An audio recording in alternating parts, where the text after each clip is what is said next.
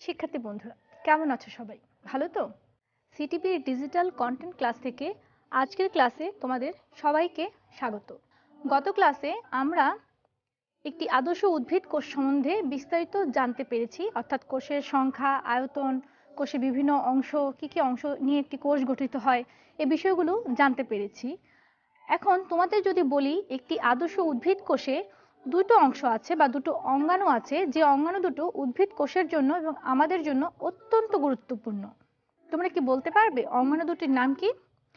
আমি একটু ধরিয়ে দিতে চাচ্ছি। এদের একটিকে বলা হয় কোষের পাওয়ার হাউস এবং অপরটিকে বলা হয় কোষের প্রাণকেন্দ্র। হ্যাঁ, এতক্ষণে তোমরা ধরে ফেলতে পেরেছো। আজকে আমাদের বিষয় হচ্ছে তোমাদের দ্বিতীয় অধ্যায়ের প্রথম পরিচ্ছেদের কোষ ও কোষের গঠন অধ্যায়ে দুটো অত্যন্ত গুরুত্বপূর্ণ অঙ্গাণু, একটি হচ্ছে মাইটোকন্ড্রিয়া এবং অপরটি হচ্ছে নিউক্লিয়াস। এদের সম্বন্ধে আমরা বিস্তারিত জানব। আজকের ক্লাসে যে শিখন ফলটি তোমরা পাবে সেটি হচ্ছে কোষের পাওয়ার হাউস অর্থাৎ মাইটোকন্ড্রিয়ার গঠন সম্বন্ধে বিস্তারিত বলতে পারবে, কোষের প্রাণকেন্দ্র অর্থাৎ নিউক্লিয়াস সম্বন্ধে বলতে পারবে এবং ক্রোমোজোম সম্বন্ধে জানতে পারবে। প্রথমেই দেখো, আমরা একটি মাইটোকন্ড্রিয়াকে পাওয়ার হাউস বলছি কারণ হচ্ছে একটি কোষের যত ধরনের কাজ করার জন্য বা বিপাকীয় কাজের জন্য শক্তির প্রয়োজন হয়, সে সমস্ত শক্তি আসে এই মাইটোকন্ড্রিয়া নামক ক্ষুদ্রাঙ্গ থেকে, যার জন্য এই মাইটোকন্ড্রিয়া ক্ষুদ্রাঙ্গকে আমরা পাওয়ার হাউসের সঙ্গে তুলনা করতে পারি।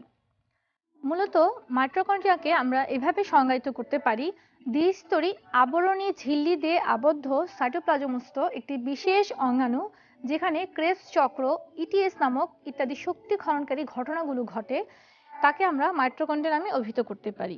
মাইটোকন্ড্রিয়া শব্দটি এসেছে দুটি গ্রিক শব্দ থেকে। একটি হচ্ছে মাইটোস মানে থ্রেড বা সুতা এবং কর্নন মানে হচ্ছে গ্রেইন বা দানা। এই দুটো শব্দ মিলনায়ে আমরা মাইটোকন্ড্রিয়া শব্দটি পেয়েছি। 1898 সালে বিজ্ঞানী বেন্দা প্রথম এই মাইটোকন্ড্রিয়াটি নামকরণ করেছেন।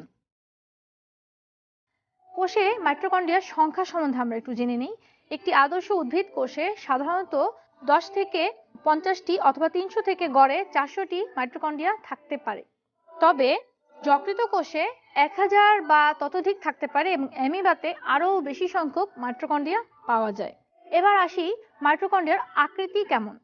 সাধারণত একটি মাইটোকন্ড্রিয়া দেখতে অর্ধবৃত্তাকার হয়। এছাড়া আরও বিভিন্ন ধরনের আকৃতি সে ধারণ করতে পারে, যেমন দণ্ডাকার হতে পারে, তারকাকার হতে পারে, গোলাকার হতে পারে এবং অর্ধ গোলাকার হতে পারে। এবার আসি একটি মাইটোকন্ড্রিয়ার গঠন। একটি মাইটোকন্ড্রিয়াকে ভৌত গঠন হিসেব করলে আমরা তার 5টি অংশ দেখতে পারি। প্রথম হচ্ছে তার আবরণী, দ্বিতীয় হচ্ছে প্রকোষ্ঠ, তৃতীয় হচ্ছে এটিপি সিনথেসিস ও ইটিএস, চতুর্থ হচ্ছে ডিএনএ ও রাইবোজোম এবং অন্যান্য উপাদানসমূহ। আমরা একটা একটা করে সবগুলো জেনে নেই। প্রথম হচ্ছে আবরণী। একটি মাইটোকন্ড্রিয়ার দুটি আবরণ থাকে।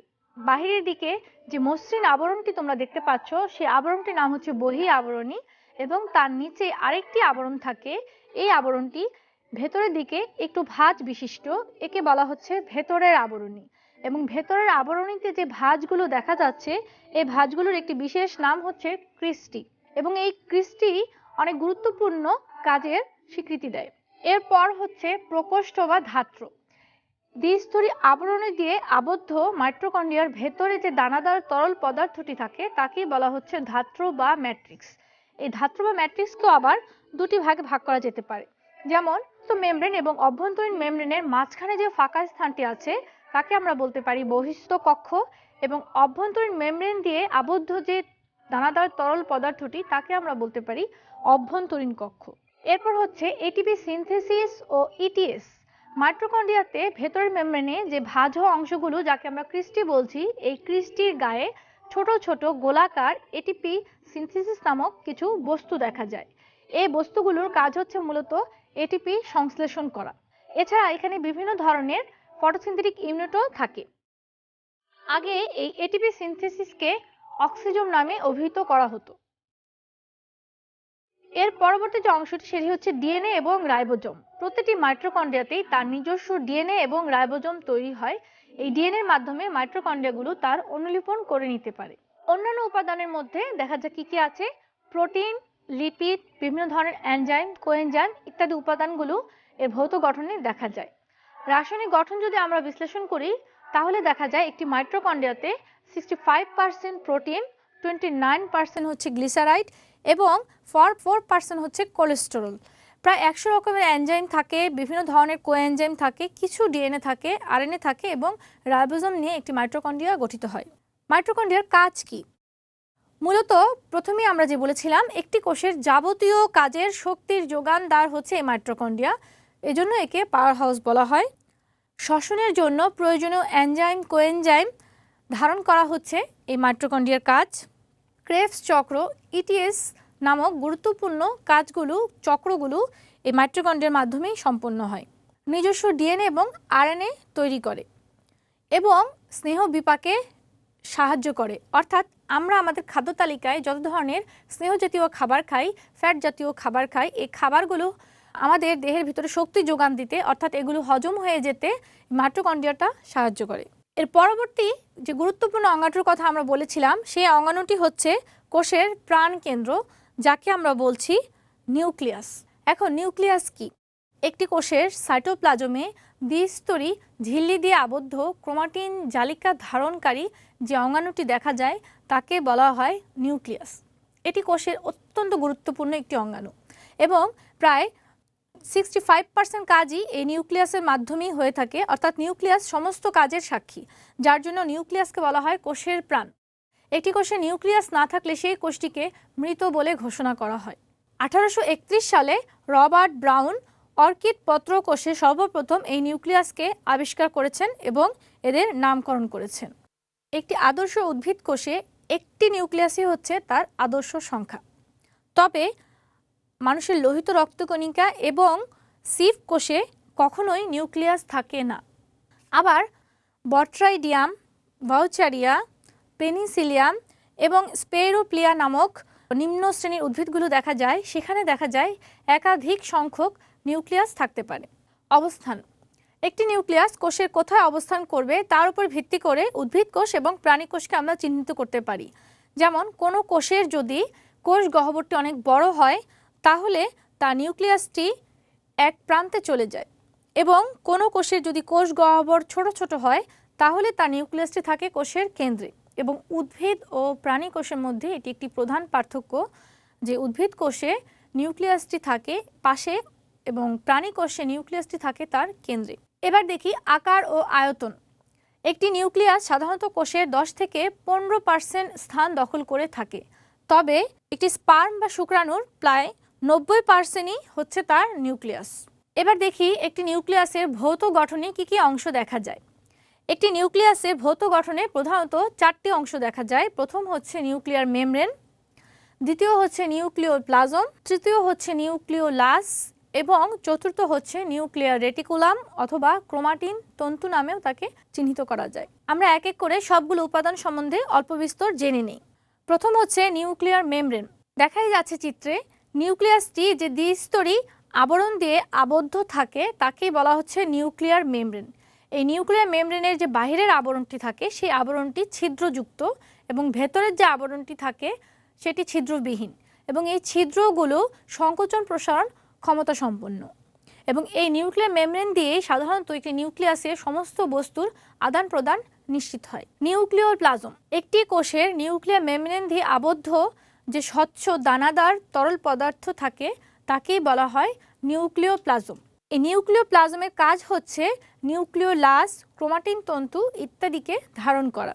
নিউক্লিওলাস, কোষের মধ্যে নিউক্লিয়াসের মধ্যে যে ঘন দানাদার গোলাকার বস্তুটি দেখা যায় তাকেই বলা হচ্ছে নিউক্লিওলাস। এই নিউক্লিওলাসগুলো সাধারণত কোনো ক্রোমোজোমের গায়ে, বিশেষ করে ক্রোমোজোমের একটি প্রান্তে যুক্ত থাকতে পারে। যখন এই নিউক্লিওলাসগুলো কোনো ক্রোমোজোমের একটি প্রান্তে যুক্ত থাকে তখন সেই ক্রোমোজোমকে বলা হয় স্যাট ক্রোমোজোম এবং এই অবস্থাটিকে বলা হয় স্যাটেলাইট। এর পরবর্তী বস্তুটি হচ্ছে ক্রোমাটিন তন্তু, যার অনেকগুলো নাম আছে, ক্রোমাটিন জালিকা, নিউক্লিয়ার রেটিকুলাম। এই ক্রোমাটিন তন্তুগুলো হচ্ছে নিউক্লিয়ার মেমব্রেন দিয়ে আবদ্ধ ভেতরে যে জালিকাকার তন্তুময় বস্তুগুলো দেখা যায় সেই তন্তুময় বস্তুগুলোকেই বলা হচ্ছে নিউক্লিয়ার তন্তু। মজার বিষয় হচ্ছে এই নিউক্লিয়ার তন্তুগুলো যখন কোষ বিভাজন আরম্ভ হবে তখন ক্রমান্বয়ে একসাথে সেগুলো ঘন হয়ে দৃশ্যমান হবে এবং আকৃতিতে তখন তারা সুস্পষ্ট হবে, সুনির্দিষ্ট হবে এবং তখন সেই ক্রোমাটিন তন্তুগুলোকে আমরা ক্রোমোজোম বলি। এবং এই যে ক্রোমোজোম বলছি, এই ক্রোমোজোম আমাদের জীবনে অত্যন্ত গুরুত্বপূর্ণ একটি জিনিস, কারণ ক্রোমোজোমে কতগুলো জিন থাকে এবং এই জিনগুলোই প্রজাতির চারিত্রিক বৈশিষ্ট্য প্রকাশ করে। যেমন আমরা যখন কোনো বাসায় যাই, যদি শুনে থাকি যে সেই বাসায় একটি ছোট বাবু এসেছে, আমরা প্রথমেই জিজ্ঞেস করি বাবুটি ছেলে না মেয়ে, বাবুটি বাবার মতো হয়েছে না মার মতো হয়েছে, বাবুটির চুলগুলো কার্লি হয়েছে না প্লেন হয়েছে, বাবুটির চোখটি ঘোলা হয়েছে না স্বচ্ছ হয়েছে, ইত্যাদি বিভিন্ন ধরনের প্রশ্ন আমরা প্রায়শই করে থাকি। এবং আমরা যে প্রশ্নগুলো করি, এই প্রতিটি প্রশ্নের পেছনে যে দায়ী সেটি হচ্ছে তার জিন। কারণ আমার জিনগুলো আমার সন্তান সন্ততিতে যাবে এবং তার সন্তান সন্ততিতে আবার তার জিনগুলো যাবে, বংশ পরস্পর এই জিনগুলো এক বংশ থেকে অপর বংশে সেগুলো স্থানান্তর হবে এবং এই জিনগুলো আমাদের সমস্ত বৈশিষ্ট্য নিয়ন্ত্রণ করে থাকে। আমি হাসবো না কাঁদবো, আমার এই মনস্তাত্ত্বিক বিষয়টিও আমার এই জিনগুলো নিয়ন্ত্রণ করে থাকে। সুতরাং এই জিনগুলো যেখানে অবস্থিত, অর্থাৎ জিনের বাড়ি যাকে বলা হচ্ছে ক্রোমোজোম, এই ক্রোমোজোমটি কোষের জন্য অত্যন্ত গুরুত্বপূর্ণ একটি বিষয়। এবার আমরা দেখি কাজ। নিউক্লিয়াসের কাজ কি? নিউক্লিয়াসের কাজ প্রথমেই আমরা বলেছি, নিউক্লিয়াসকে বলা হয় কোষের প্রাণকেন্দ্র, কারণ কোষের সব ধরনের কাজই এই নিউক্লিয়াসটি সম্পন্ন করে থাকে। দ্বিতীয়ত হচ্ছে ক্রোমোজোম যেহেতু ডিএনএ বহন করে, তাই বংশ পরস্পরায় জীবের যত বৈশিষ্ট্য আছে সমস্ত বৈশিষ্ট্যগুলো রক্ষা করা হচ্ছে নিউক্লিয়াসের কাজ। শিক্ষার্থী বন্ধুরা, এতক্ষণ আমরা নিউক্লিয়াসের গঠন সম্বন্ধে বিস্তারিত জানলাম। নিউক্লিয়াসের কাছাকাছি অঞ্চলে আরও একটি অত্যন্ত গুরুত্বপূর্ণ অঙ্গাণু দেখা যায়, যার নাম হচ্ছে গলজি বডি। যেহেতু নিউক্লিয়াসের কাছাকাছি অবস্থিত, সেজন্য আজকের ক্লাসে আমরা নিউক্লিয়াসের সাথে গলজি বডি সম্বন্ধে অল্প বিস্তর জেনে নিই। গলজি বডির সংজ্ঞাটি হচ্ছে নিউক্লিয়াসের কাছাকাছি অবস্থিত দ্বিস্তরী ঝিল্লি দ্বারা আবদ্ধ যে নালিকাকার অংশগুলো সাইটোপ্লাজমে দেখা যায় তাদেরকেই গলজি বডি বলে। আবিষ্কারের ক্ষেত্রে দেখা যায় ক্যামিলো গলগি নামক একজন বিজ্ঞানী 1898 সালে সর্বপ্রথম পেঁচা এবং বিড়ালের স্নায়ুকোষে এটি আবিষ্কার করেন। এর ভৌত গঠনে তিনটি অংশ দেখা যায়। প্রথম হচ্ছে সিস্টার্নি, দ্বিতীয়ত হচ্ছে ভ্যাকুয়েল এবং তৃতীয়ত হচ্ছে ভেসিকল। আমরা চিত্রগুলো দেখলে খুব সহজেই তাদের গঠন সম্বন্ধে বলতে পারবো। যেমন সিস্টার্নি দেখাই যাচ্ছে চিত্রে যে গলজি বডি যে সমান্তরালভাবে কিছু নালিকাকার রেখা দেখা যাচ্ছে, এই রেখাগুলোকেই সিস্টার্নি নামে অভিহিত করা হচ্ছে। ভ্যাকুয়েল হচ্ছে গলজি বডিতে যে ছোট ছোট গোলাকার কিছু গহ্বরের মতো দেখা যাচ্ছে, তাদেরকেই বলা হচ্ছে ভ্যাকুয়েল।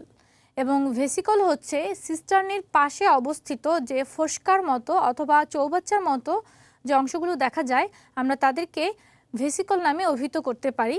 সুতরাং একটি গলজি বডির ভৌত গঠনে সিস্টার্নি, ভ্যাকুয়েল এবং ভেসিকল এই তিনটি অংশই দেখা যায়। এখন এই ক্লাসে আমরা কি কি জানতে পারলাম সেই বিষয়ে আমি তোমাদের ছোট একটি টেস্ট নিতে চাই। দেখি আমার সাথে প্রশ্নগুলো তোমরা বলতে পারো কিনা। প্রথম, মাইটোকন্ড্রিয়াকে কেন পাওয়ার হাউস বলা হয়? আমরা প্রথমেই বলেছিলাম মাইটোকন্ড্রিয়া যেহেতু কোষের শক্তি উৎপাদনকারী সমস্ত কাজের সাথে জড়িত, সেজন্য মাইটোকন্ড্রিয়াকে কোষের পাওয়ার হাউস বলা হয়। দ্বিতীয়ত, অক্সিসোম কি? মাইটোকন্ড্রিয়াতে যে দুটি মেমব্রেন থাকে, সেই মেমব্রেনের ভেতরের মেমব্রেনে ভাঁজ হওয়া অংশগুলোকে ক্রিস্টি বলে এবং এই ক্রিস্টির গায়ে যে গোলাকার বস্তুগুলো দেখা যায় যেখানে এটিপি সংশ্লেষিত হয়, সেই বস্তুগুলোকে এটিপি সিনথেসিস বলা হয়, তবে পূর্বে এদেরকে অক্সিজোম নামে অভিহিত করা হতো। তৃতীয়ত, কোষের প্রাণকেন্দ্র কোনটি? এটা তোমরা সবাই পারবে আমি জানি, কোষের প্রাণকেন্দ্র হচ্ছে নিউক্লিয়াস। এবং জীবের চারিত্রিক বৈশিষ্ট্য নিয়ন্ত্রণ করে কে? আমরা একটু আগেও বলেছি যে আমাদের সমস্ত ধরনের কাজ, আমার দেহের সমস্ত বৈশিষ্ট্য নিয়ন্ত্রণ করে একমাত্র জিন, এবং এই জিনটি ক্রোমোজোমে অবস্থিত। শিক্ষার্থী বন্ধুরা, আমরা বিভিন্ন ধরনের খাবার প্রতিদিনই খেয়ে থাকি এবং আমাদের এই যে খাদ্য তালিকা, এই খাদ্য তালিকায় প্রতিদিন একটি করে আঁশ জাতীয় খাবার থাকা উচিত। এই আঁশ জাতীয় খাবারগুলো একদিকে যেমন তোমার শরীরের শক্তি যোগান দেবে, অপরদিকে তোমার সুঠাম দেহ গঠনে সহায়তা করবে, অর্থাৎ তুমি ফ্যাটিম্যান হবে না এবং তোমার দেহে কোলেস্টেরলের পরিমাণ বাড়বে না। কোলেস্টেরলের পরিমাণ না বাড়লে একদিকে তোমার ডায়াবেটিস হওয়ার আশঙ্কা 75% কমে যাবে। সুতরাং আমরা সবাই আজকে থেকে দৃঢ় প্রতিজ্ঞাবদ্ধ হই যে আমরা আমাদের খাদ্য তালিকায় একটি করে আঁশ জাতীয় খাবার রাখব। ভালো থেকো তোমরা, তোমাদের সাথে আবার দেখা হবে নতুন করে নতুন অধ্যায় নিয়ে নতুন বিষয় নিয়ে। সুস্থ থেকো। ধন্যবাদ।